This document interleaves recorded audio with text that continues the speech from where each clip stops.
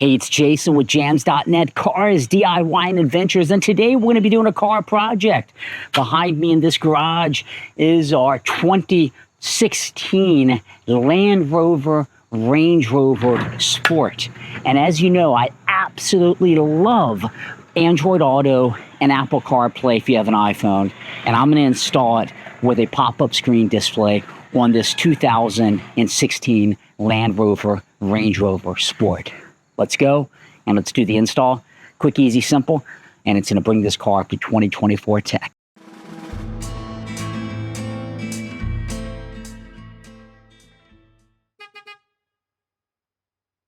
Now, we bought this car brand new in 2016, and the cool thing is it only has 60,000 miles.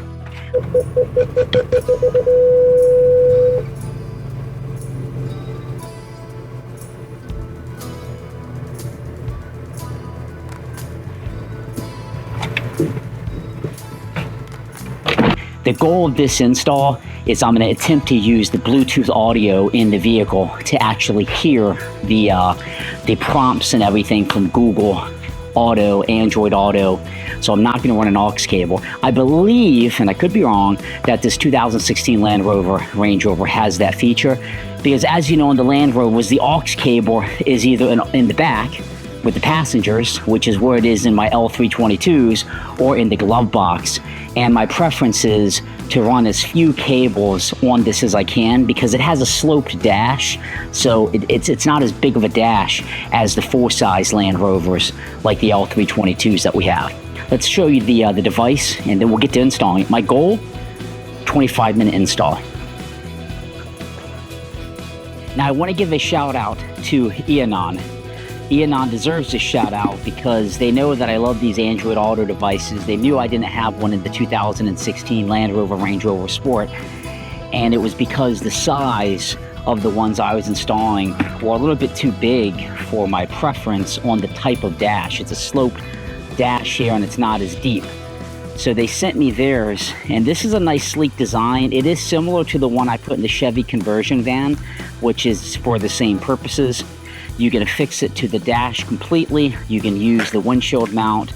And for this install, I am in fact going to use the windshield mount, because in the event my wife drives this truck, she may not want this on the dash. She's a little bit shorter and we can easily remove it. And if it's only one cable, all the better. That's another reason why I'm not running the auxiliary cable.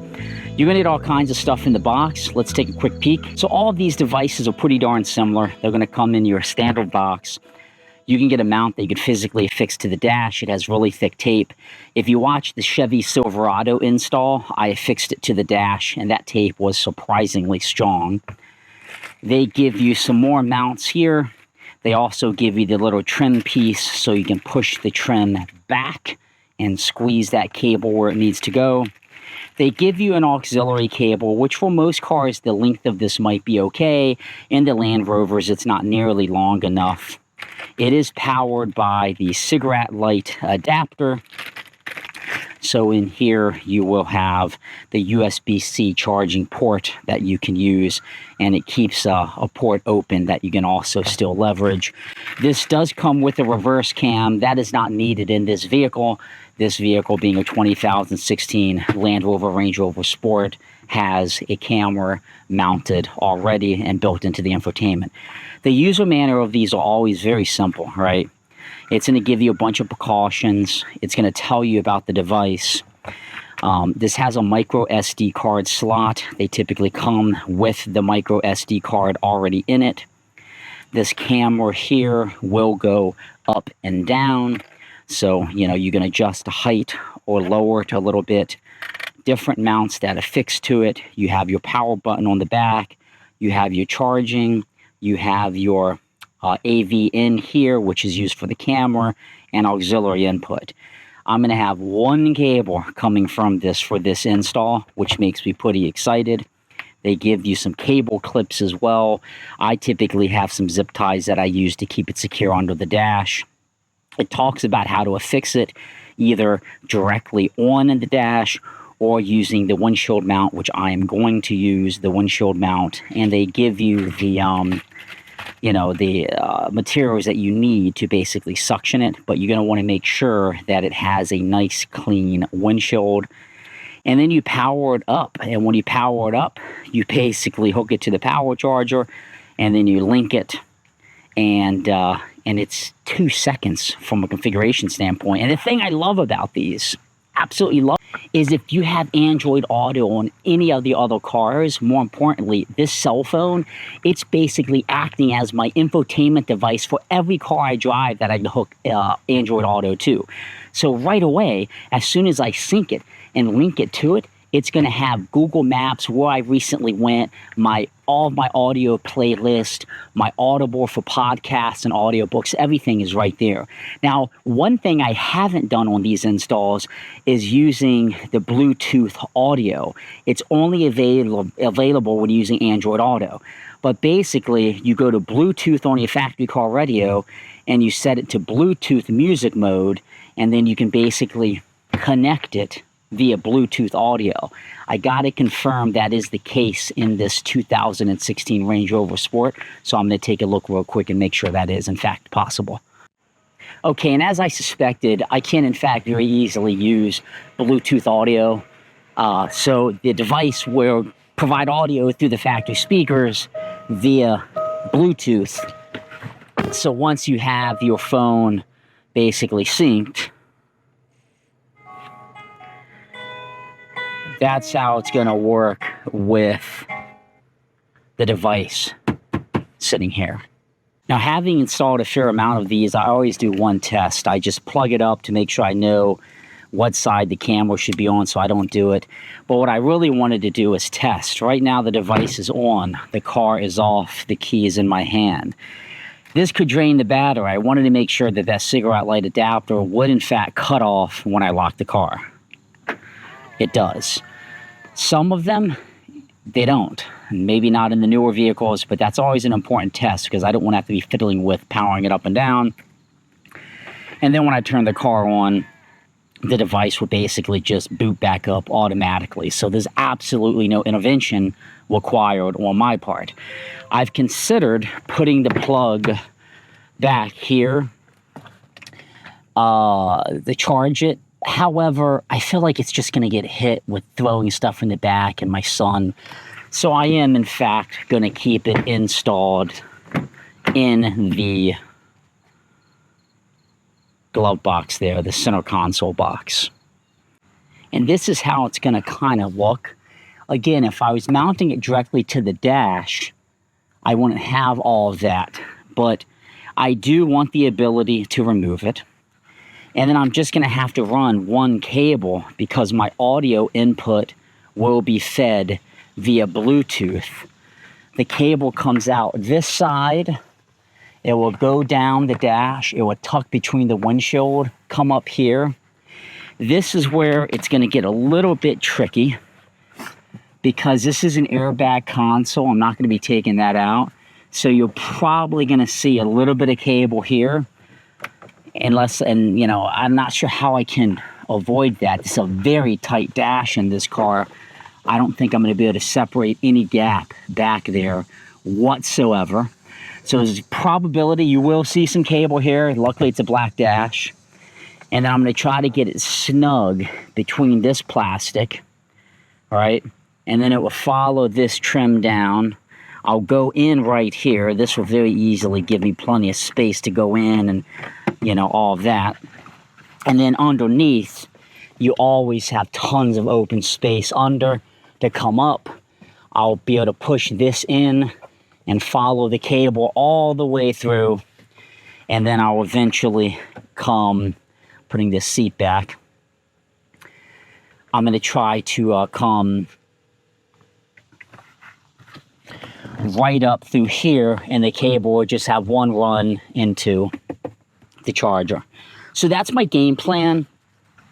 When you do it, you absolutely want to use the little plastic thingy-majigger they give you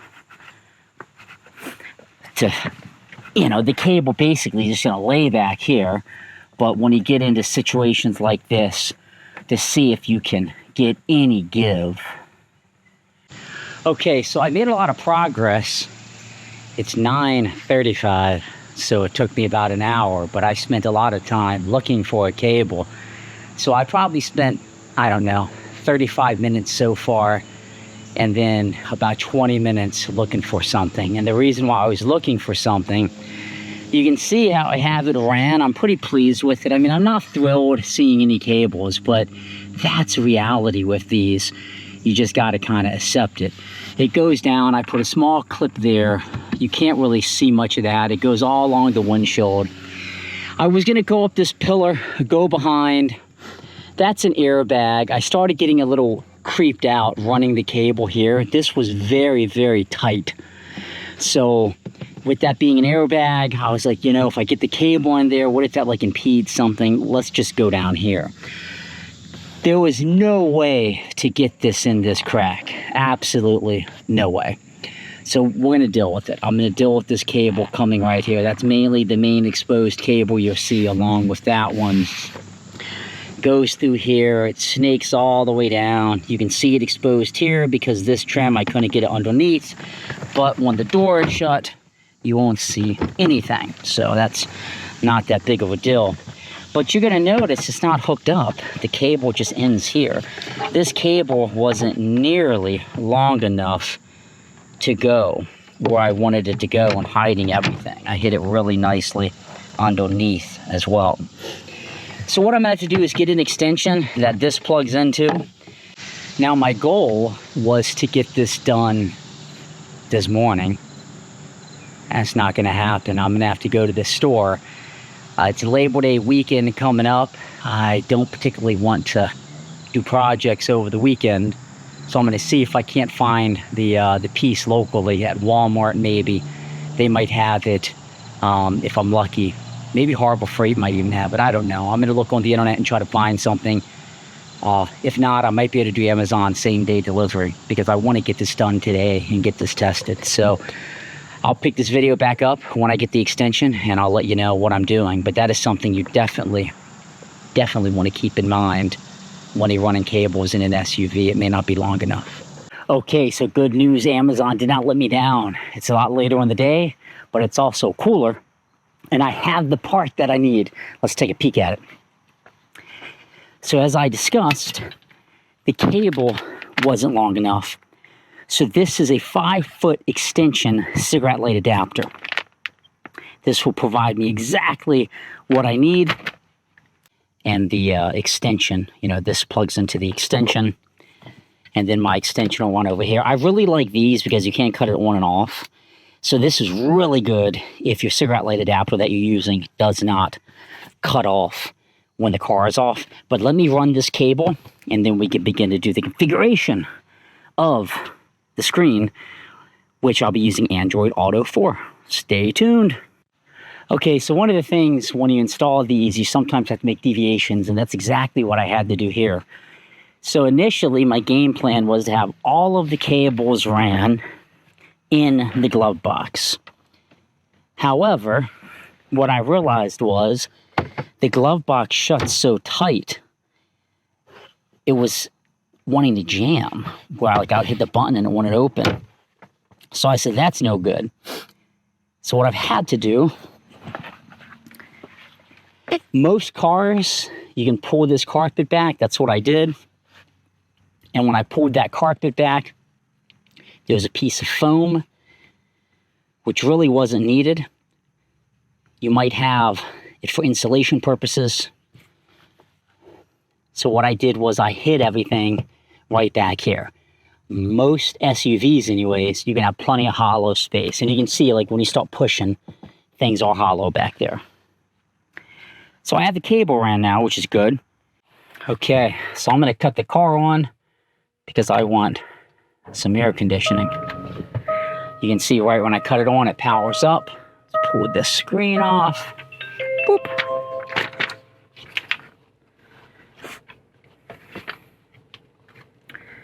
The TF card loaded, so that's the memory stick for the camera. It actually says connect the audio after connecting CarPlay or Android Auto. So Let's go back here. We'll say Android Auto because that's what I intend to use. Switch to Android Auto mode, confirm. Turn Bluetooth on your smartphone and find this device. That is what I'm going to do. So my smartphone, pair a new device, and I'm looking for the Eonon 9D9E. Oh, pair a new device. There it is, Eonon 9D9E. Select.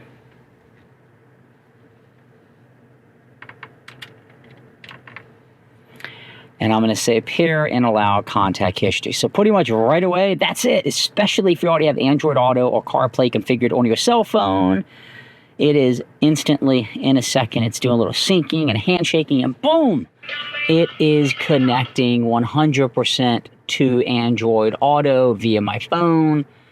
And you can see here what's happening, though, is it's playing through the speakers on the little device. No, and I put a cover on it. Pretty minimal, all right? Not what we want. So I want to connect it to that Bluetooth audio. So it said, only when using CarPlay Android Auto. After connecting it, find Bluetooth on your factory car radio on your phone and connect to it. So you can see that this is connected. For crying. Yeah, so that was playing through my cell phone because it's set up to use Bluetooth audio. And then it says to connect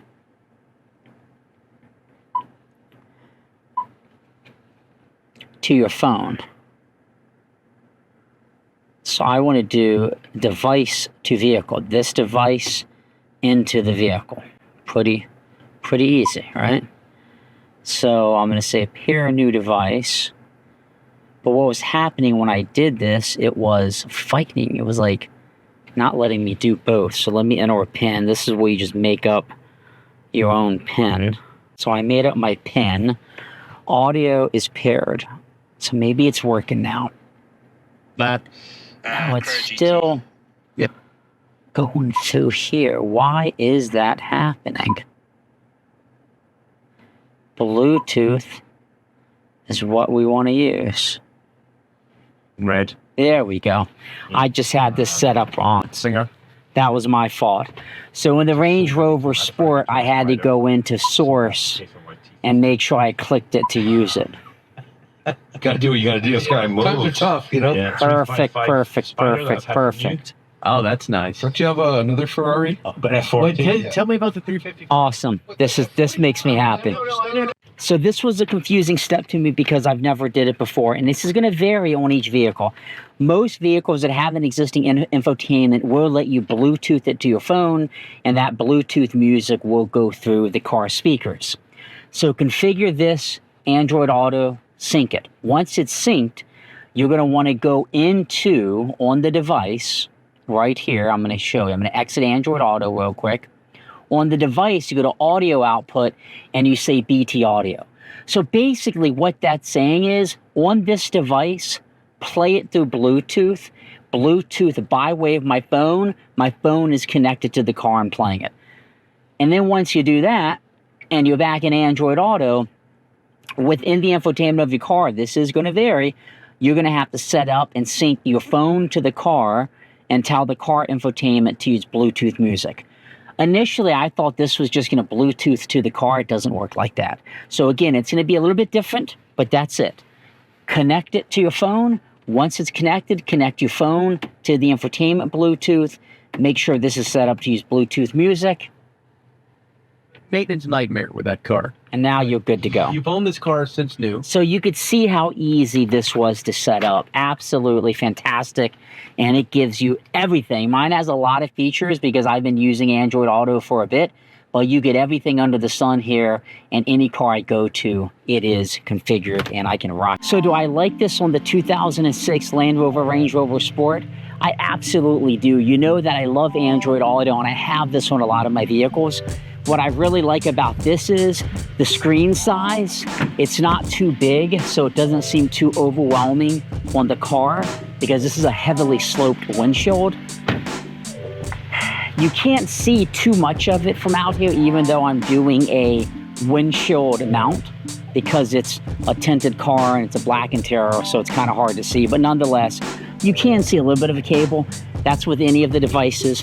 The only complaint I have, and this is not a complaint of the device, it's a complaint of the installer, and that was me, the exposed cable here.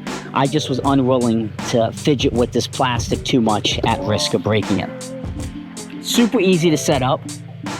Just make sure you pay attention to the setup process, which is Android Auto to your cell phone, connect it, get that working, and then cell phone connection to the car, and make sure the car is configured to use Bluetooth music. Now we got an updated Android Auto or Apple CarPlay in this 2016 Land Rover Range Rover Sport, and you cannot easily replace the screens on these cars. These infotainments control the air suspension, the off-road capabilities, and a whole lot more. I also have a built-in dash cam now, which is fantastic. Thanks for watching. I hope you found this helpful, and I would absolutely recommend this. Links below, check them out. Have a great day and give it a subscribe.